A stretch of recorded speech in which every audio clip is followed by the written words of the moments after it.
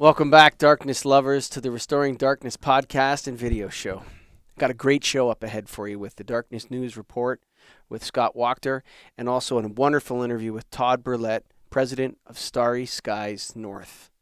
But before we get into that, I want to tell you a little bit. The word is out. The press releases have been released to all the different news agencies in the lighting industry. The Lighting and Darkness Foundation has arrived. It's incorporated.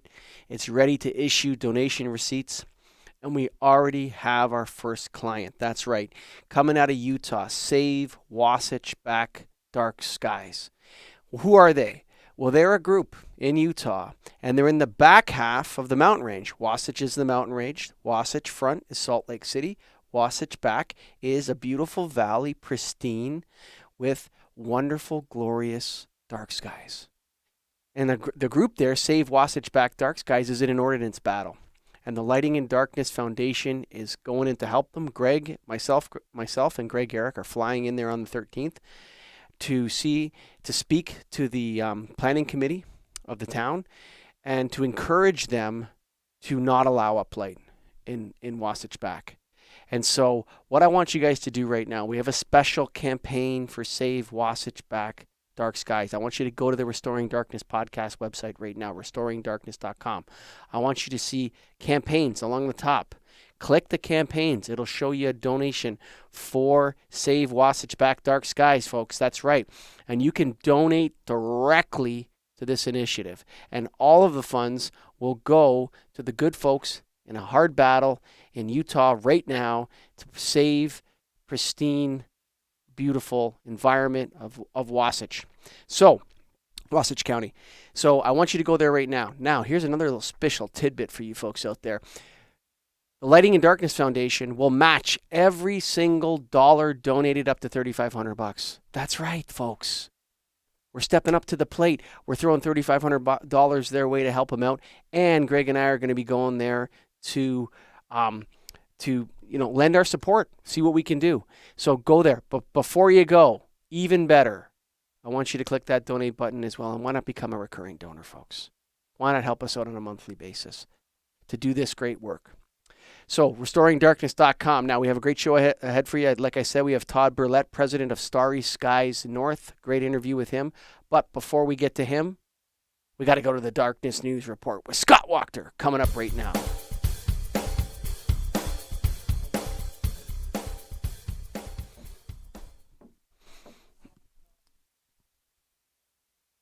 I can't sit for the report. Oh, I thought I was sitting for the report. See, don't worry about it, folks. My producer just told me I'm new to this. Don't worry. We're rocking and rolling. I'm just supposed to move over this way, so I'm in the middle. There we go. I'm back. Now, we're new, folks, so take it easy on us. Scott, what's in the news right now in the Darkness News? Well, you might have heard of this, but the board of NAILD, the National Association of Innovative Lighting Distributors, they've launched a new nonprofit foundation for the research, advocacy, and expansion of better lighting and darkness. That they're called the Lighting and Darkness Foundation, and I think they're taking donations right now. I think they are. That's right, folks. You got to just go to restoringdarkness.com right now. Click the donate button. You can donate, become a recurring donor. You can give us a big donation or a small donation. Everything helps.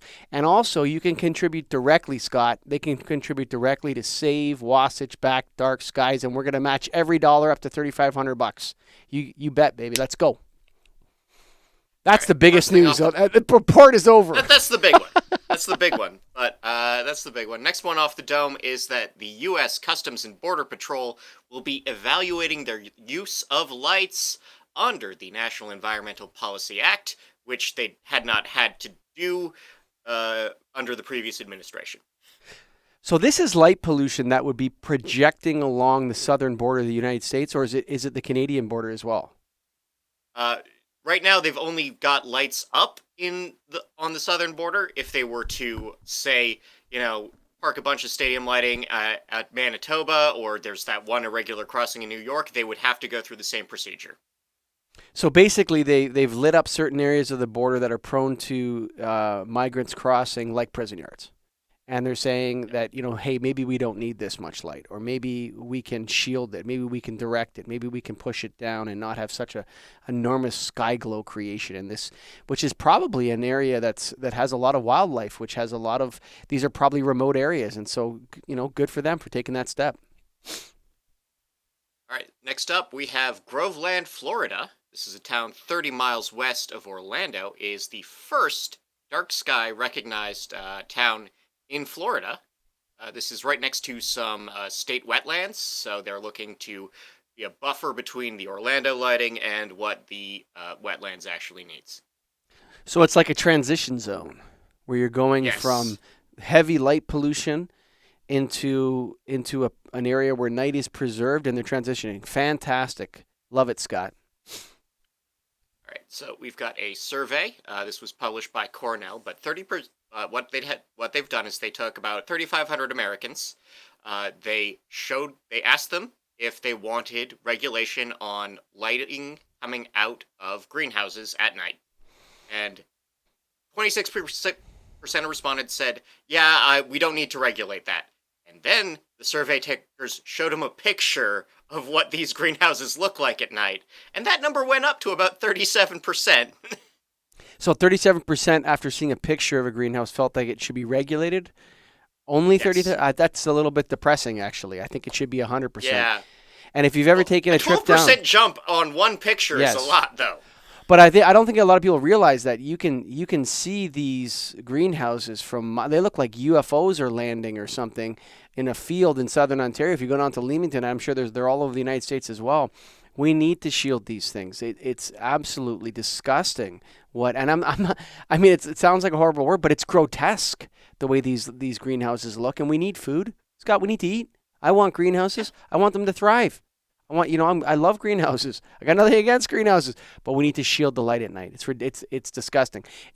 So I think that if people took a little trip to Leamington, or were even across, what's that lake that connects Lake Erie and Lake Huron, the one in between near Detroit and Windsor and all that, you can see these greenhouses from the other side of the lake, glowing purple and green in the sky. It's absolutely disgusting. So, folks, we need to get that number up to 100%. Scott Wachter, work on it, please. All right.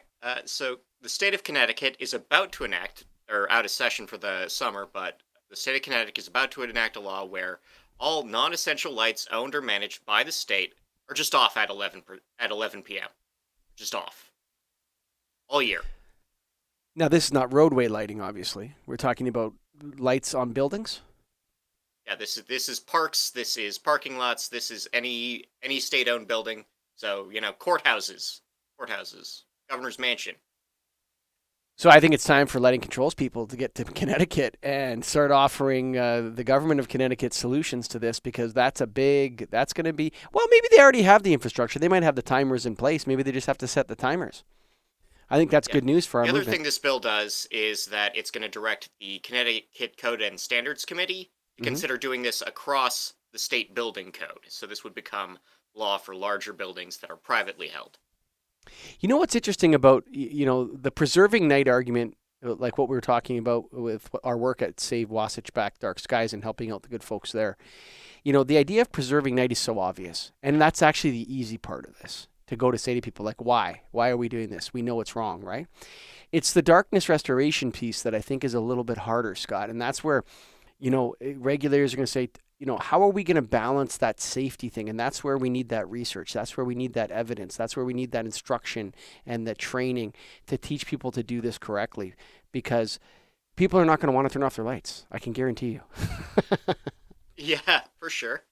We're going to go overseas. Austria, the federal government, has passed a bill that will amend all of the small town constitutions, all these, the Strasbourg Act and all these other things, and allow municipal lighting bylaws that will be able to set their own particular needs vis-a-vis light pollution, nuisance lighting, whatever it is, except near trains.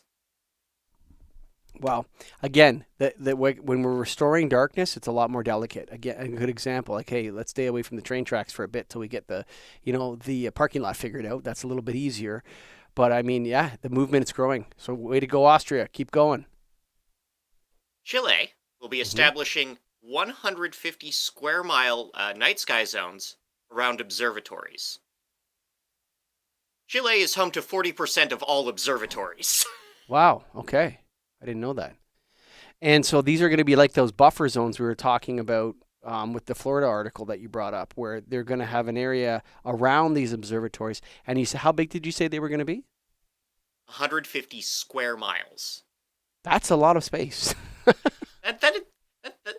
That is a lot. That is a lot. And again, Yeah. we're talking about these desert regions of Chile that are already largely empty.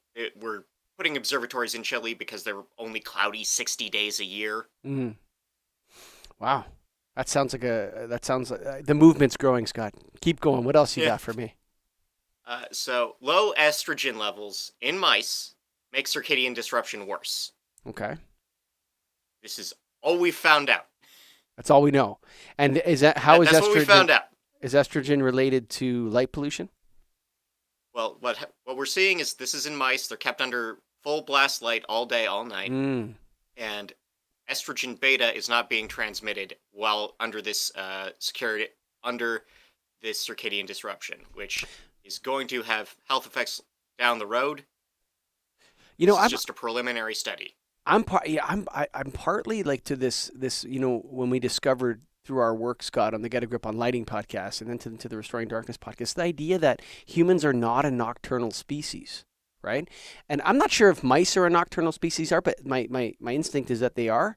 But a nocturnal species needs to operate in the dark. And not having darkness when it's supposed to be dark causes them to have health issues. Maybe it's time for humans, except for, first responders, to consider returning everything to nocturnal work. No more 24-hour Walmarts. I mean, that would be interesting, Scott. No gas stations 24 hours unless they're on a highway. Stuff like that. It would be super interesting to see that. Massively reduce the number of night shift workers. Unnecessary night shifts. Walmart, 24-hour Walmart. Do we need it? I mean, really? I mean, I think when we're talking about this, we need to sort of change how we think about the hospitality industry. I was a bartender for many years, so I was a 24-hour Walmart guy. But that's because I was getting home at 4 a.m. And yeah, we need really bartenders, though. Yeah, They're essential. I'm not saying. Look, I mean, we can talk about how essential my job was, but we can talk about, okay, let's set up entertainment districts. Let's be like Berlin, like Amsterdam, and say, like, this is our night entertainment zone. The bartenders are here. The mile around that, that's the support for the bartenders. That's where your 24-hour Walmart can be. And then beyond that, you know what? Let the burbs have the night. There you go. Our last one for this week is that a study from Italy shows that dim light at night, so 4 lux and under. If you need a frame of reference, a full moon on a clear night is about 6. Mm-hmm. So 4 lux and under at the seafloor is causing Neptune grass to grow 35% slower than sea grass that is not experiencing that light at night. And so you're talking about the bottom of the ocean. The bottom of the Mediterranean. And this light is coming from, this is anthropogenic light pollution going into the Mediterranean Sea? This is coastal lighting, yeah. So we're talking about near the coast versus further out. Wow, that goes back to some of the work that we talked about around ponds and around lakes where they had the we're installing 5,000 Kelvin LED lighting, and the fish were swimming out further into the lake and being devoured more by bigger carnivorous fish and causing all kinds of ecosystem problems. And even in the ocean, we see in a gigantic body of water, we're seeing the impacts. Wow, that's incredible, Scott. Well, the other thing I got to point out is that Neptune grass, by volume, is 15 times more effective at sinking carbon than Brazilian rainforest. Well, listen, Greta Thunberg, we're coming for you, because I can't speak enough about how this movement and all the people working in it we have a solution for these problems. We know what it is. We have the technology to fix it. And any other environmental problem that involves carbon emissions, energy consumptions, reductions, anything like this is the place to work right now. If you're an environmentalist, darkness restoration and night preservation is the place to start your work. It's the other problems are difficult to solve. And so if we have a movement here that is offering you massive energy savings, massive carbon emission reductions, improving ecosystems and wildlife and for biologically sensitive areas, we need the environmentalists to include darkness restoration into the environmentalist movement.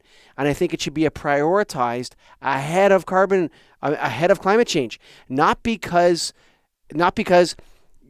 any argument about climate change. I'm talking about this will contribute. It's the most effective thing we can do right now. So environmentalists, we need you. We need you. Scott Wachter, great reporting, man. Love you, buddy. All right, well, thank you. That has been the Darkness News Update, folks. And I know I called it the report, but hey, we're doing this thing live, so we're working on all the different titles and everything. But before I go, guys, I want to tell you to go to restoringdarkness.com. First, you can check out the Darkness News, all the news that Scott was talking about. All those stories are posted to the restoringdarkness.com website. You can also get them on LinkedIn. He posts them all on LinkedIn, so subscribe to our LinkedIn channel, Restoring Darkness. And then on top of that, I want to tell you about the Letting in Darkness Research Foundation. I want to remind you of it, that you can donate. You can become a monthly donor by clicking the donate button on the restoringdarkness.com website. Become a monthly donor. Donate once. Support our great work. Or, alternatively, you can help out the folks in Utah. That's right. Save Wasatch Back Dark Skies. Campaigns button. Click it. You'll see a donate box there. Every dollar goes directly to the good folks in Utah that are fighting an ordnance battle right now. And the Letting in Darkness Foundation will match every dollar in that campaign, dollar for dollar, up to $3,500. Folks, thanks for listening to the Darkness News Report.